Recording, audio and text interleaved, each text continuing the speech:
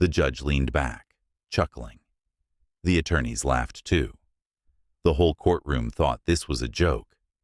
But the moment she pulled out a black leather case and revealed her credentials, United States Secret Service, Special Agent, the color drained from the judge's face. Now it wasn't funny anymore. The courtroom buzzed with low murmurs, attorneys whispering to their clients, the occasional shuffle of paperwork breaking the monotony. It was a familiar scene, power in its most raw, unchallenged form. And at the center of it all sat Judge Richard Calloway, a man who had spent 3 decades on the bench, shaping the lives of those who stood before him, not with justice, but with prejudice hidden behind a polished gavel. His rulings weren't based on fairness, but on who he believed deserved to win. And in his mind, a black woman standing alone in his courtroom never deserved to win. Today was no different. He glanced down at Naomi Pierce, the black woman standing confidently at the defendant's table, her expression unreadable. She wasn't accompanied by a lawyer, and that alone made Calloway smirk. "You're representing yourself?" he asked, voice dripping with condescension. Naomi nodded once, calm, controlled. "Yes, Your Honor." Calloway leaned back in his chair. He already knew how this was going to end. Women like her never walked out of his courtroom victorious. Naomi Pierce, however, was not just any woman. She was a special agent with the United States Secret Service. But today, she wasn't here as an agent. She wasn't flashing her badge, wasn't escorted by a team of federal officers. Today, she was here as a private citizen, handling a minor legal dispute that should have been straightforward. But Calloway had seen her name on the docket and decided otherwise. Because to him, this wasn't about law. This was about power. "Miss Pierce, let me give you some advice," Calloway said, his smirk widening. "It's unwise to walk into a courtroom without legal counsel. But then again, maybe you didn't know better. I assume this is your first time in a real courtroom?" A few attorneys in the room chuckled, the subtle, insidious sound of institutional arrogance. Naomi didn't react. She simply folded her hands on the table, her face unreadable. Calloway waited for a flinch, a moment of hesitation, some sign that his words had rattled her. But he got nothing. That annoyed him. "I assume you don't have much experience with the law," he continued, testing her. "So I'll make this simple. You don't win cases with attitude. You win them with facts. And from what I see, you don't have either." The laughter grew. Not loud, but enough. Enough to humiliate. Enough to remind Naomi where she stood in this room. But what Calloway didn't realize, what he couldn't realize, was that Naomi had been in far more dangerous rooms than this. She had stood in classified briefings with the President of the United States. She had interrogated financial criminals who thought they were untouchable. She had worked undercover, protecting high-profile individuals while remaining invisible. A courtroom? A smug judge? This was nothing. Naomi let the silence stretch, let Calloway bask in his perceived dominance. She watched as he leaned back in his chair, smug and satisfied, believing he had already won. And then she moved, slow, deliberate. She reached into her jacket, pulling out a black leather case. At first, no one reacted. But then, she flipped it open. The room froze. The laughter, gone. The smirks, wiped clean.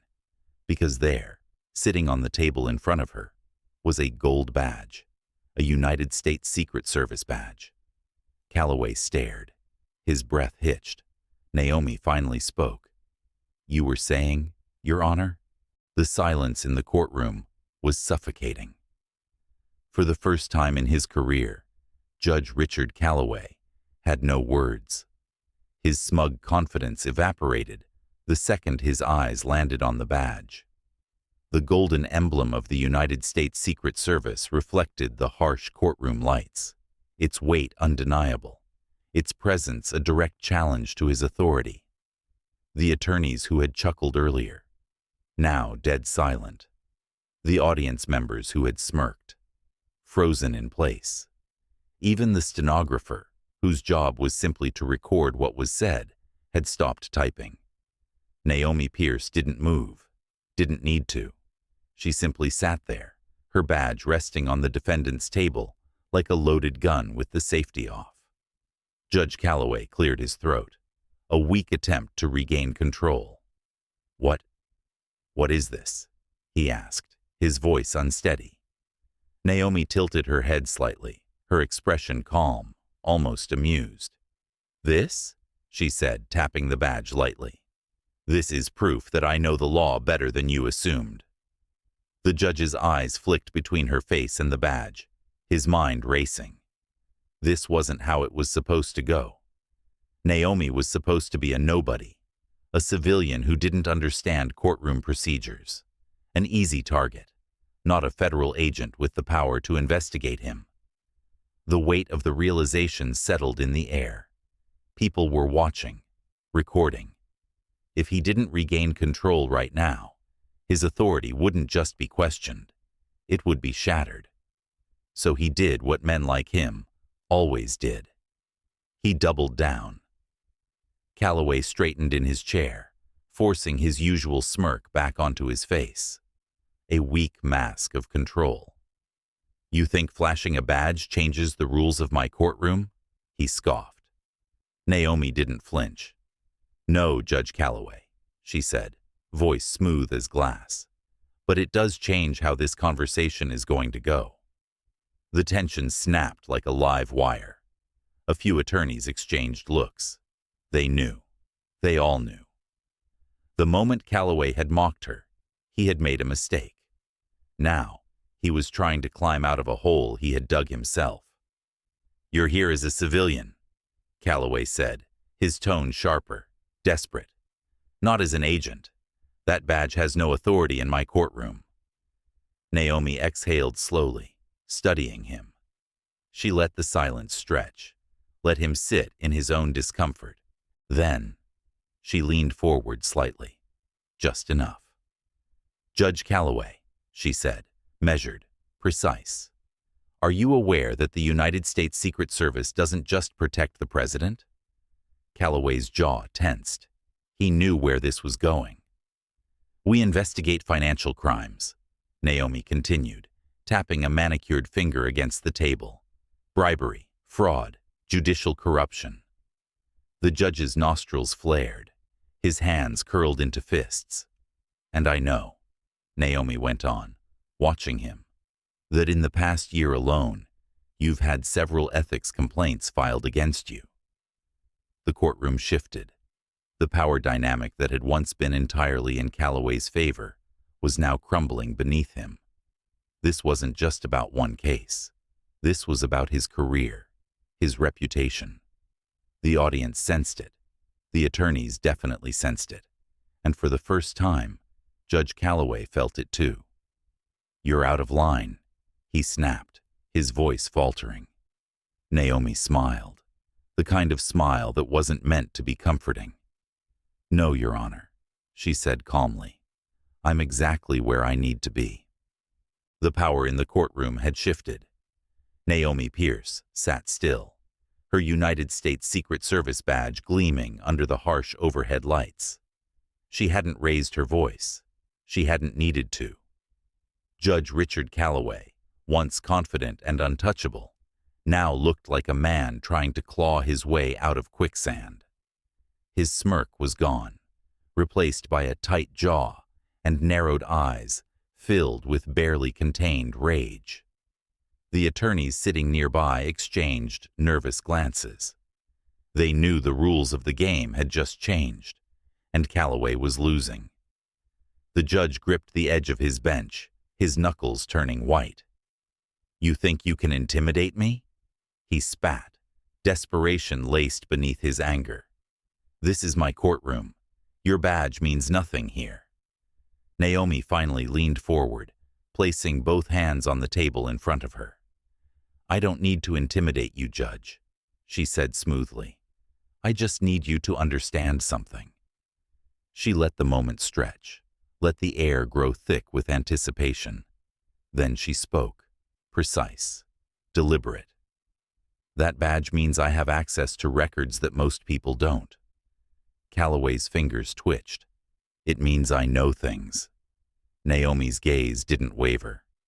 "Things about the cases you've ruled on, about the settlements that should have gone through but didn't, about defendants who walked free after mysteriously losing evidence." The tension crackled. A few gasps rippled through the courtroom.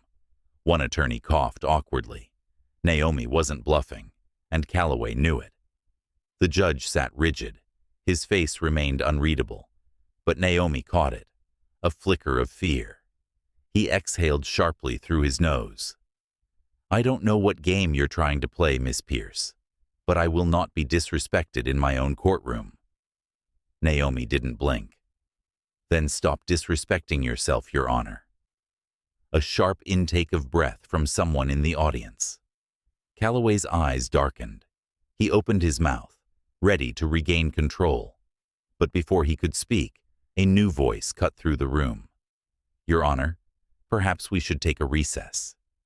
Every head turned.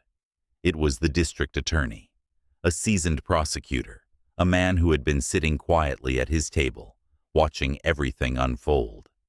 Naomi glanced at him. He didn't look at her, didn't acknowledge her presence.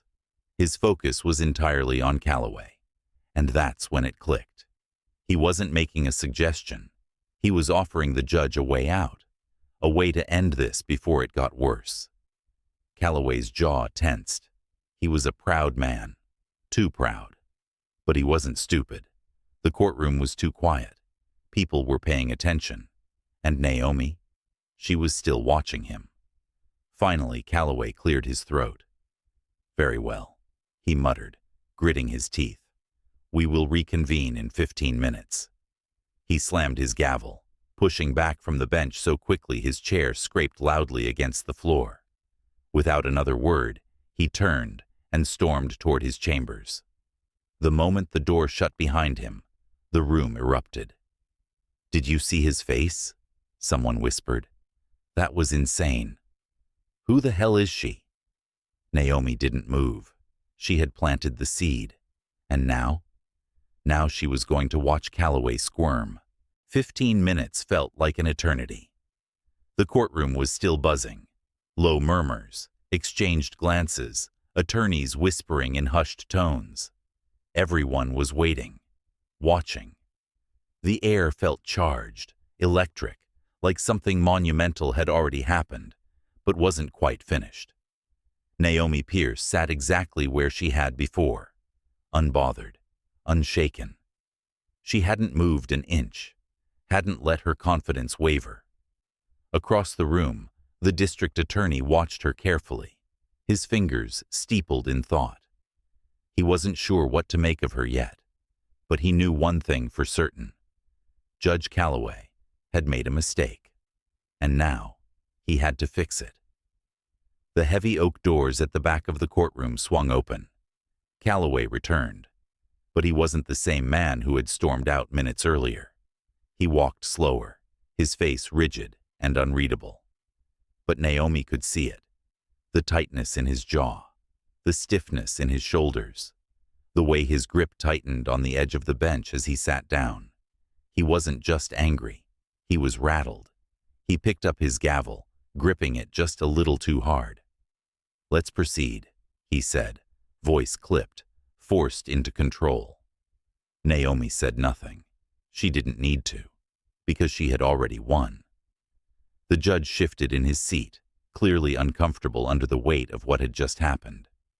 He glanced toward the district attorney, who met his gaze with an unreadable expression. And then, finally, Calloway exhaled. "Miss Pierce," he said, carefully measured, "after further review, I've decided to dismiss this case." The words hung in the air. The attorneys who had laughed earlier, now they looked like they had swallowed nails. The audience? Stunned. Naomi's face remained impassive, but inside, she felt the weight of the moment. She knew exactly what had just happened. Judge Calloway had spent years ruling from a throne of arrogance. He had spent years mocking defendants, belittling those who didn't fit his idea of who deserved respect. And today, he had done it to the wrong person. "Do you have anything further to add?" Calloway asked stiffly. Naomi tilted her head slightly. She could have let him off the hook, could have nodded and walked away. But she wasn't done. Slowly, she reached for her badge again, lifting it, turning it just slightly, letting the light catch the golden letters, United States Secret Service. And then she spoke. "I appreciate your reconsideration, Your Honor," she said, her voice smooth, controlled. "But I do have one question." Calloway's throat bobbed. He knew what was coming. "Was it the facts of the case that changed your mind?" Naomi asked. "Or was it the fact that I'm not just a civilian?" The room went completely still. For the first time, Calloway didn't have an answer. He gripped his gavel, his knuckles white. He opened his mouth, then closed it. Because they both knew. Everyone in the room knew. Finally, Naomi stood, smooth, confident. She slid her badge back into her pocket and turned, walking toward the exit without looking back. As she passed the rows of attorneys and onlookers, she could feel it. The shift, the realization that the untouchable judge had just been touched, and the knowledge that nothing would ever be the same. The moment Naomi Pierce stepped out of the courtroom, the whispers followed. "Did you see his face? I've never seen Judge Calloway back down before. Who the hell is she?" The halls of the courthouse felt charged, electric. People who had barely noticed her when she first walked in now stared, murmuring to one another, watching her like she had just rewritten the rules of the game. Naomi didn't acknowledge them. She didn't need to. She had come to court as a civilian, but she had left as something far more powerful. Not because of her badge, because she refused to be silenced. Meanwhile, inside the courtroom, Judge Richard Calloway sat motionless at the bench. He had dismissed the case, but it didn't matter. The damage was already done. The district attorney stood slowly, gathering his papers, his expression unreadable. He didn't say anything, not directly, but as he walked past the bench, he paused, just for a second. "This won't stay in this room," he murmured, just loud enough for Calloway to hear. And then he was gone. Judge Calloway's grip on his gavel tightened. For the first time in his career, he wasn't the one delivering judgment. He was the one being judged. The fallout. By the time Naomi got back to her office at the United States Secret Service headquarters, the story had already started spreading. She wasn't the one who leaked it. She didn't have to. A courtroom full of attorneys, legal clerks, and onlookers had witnessed it firsthand, and people loved a scandal, especially when the powerful fell. The next morning, her phone buzzed. A news headline flashed across the screen: "Judge Richard Calloway under investigation for judicial misconduct." Naomi exhaled slowly, clicking the article. The Judicial Review Board had announced a formal inquiry. Calloway's past rulings were being re-examined. Reports of racial bias, dismissive behavior, and questionable rulings were now being scrutinized under a national spotlight. She scrolled further. Old complaints resurfaced. Lawyers who had previously been too afraid to speak out now came forward. Former defendants who had been silenced now had a voice. And Calloway, his power, the thing he had spent decades wielding without consequence, was slipping away. Naomi set her phone down, staring out the window. She had spent years dealing with men like Calloway. Men who thought the world belonged to them, who believed power meant never having to be held accountable. But the truth? Power is never permanent. One moment, you're the one laughing. The next, you're the one frozen in fear. And Calloway? He had finally learned what it felt like to be on the wrong side of power. Judge Richard Calloway didn't return to the bench the next day, or the day after that. By the end of the week, he had been placed on administrative leave. His cases were reassigned. The Judicial Review Board had officially opened an investigation into his history of misconduct, bias, and abuse of power, and just like that, the man who once laughed at others was now fighting for his career. Meanwhile, Naomi Pierce wasn't celebrating. She didn't gloat, didn't throw victory speeches, because this wasn't about one judge. It was about every person who had ever walked into that courtroom expecting justice, only to be met with condescension and prejudice. She thought about all the people who had stood in front of Calloway's bench, powerless as he mocked them. People who didn't have a badge, who didn't have an audience watching, who didn't have a voice loud enough to fight back. And that was why this moment mattered. Not because she had won, but because, for once, he had lost. A few weeks later, Naomi sat at her desk, scrolling through headlines. Judge Calloway resigns amid mounting scrutiny. Former defendants speak out. He never took us seriously. Legal system faces reckoning after courtroom incident goes viral. It had started as just another case. Now, it was a movement. And that was the thing about power. Once people realized it could be taken back, they stopped being afraid to demand it. Naomi leaned back, exhaling slowly. This wasn't the end. There would always be another Calloway. Another person who thought they were untouchable. But there would also always be people like her, people willing to stand up and remind them that no one is above accountability. Because power, it doesn't come from a robe or a gavel or a title.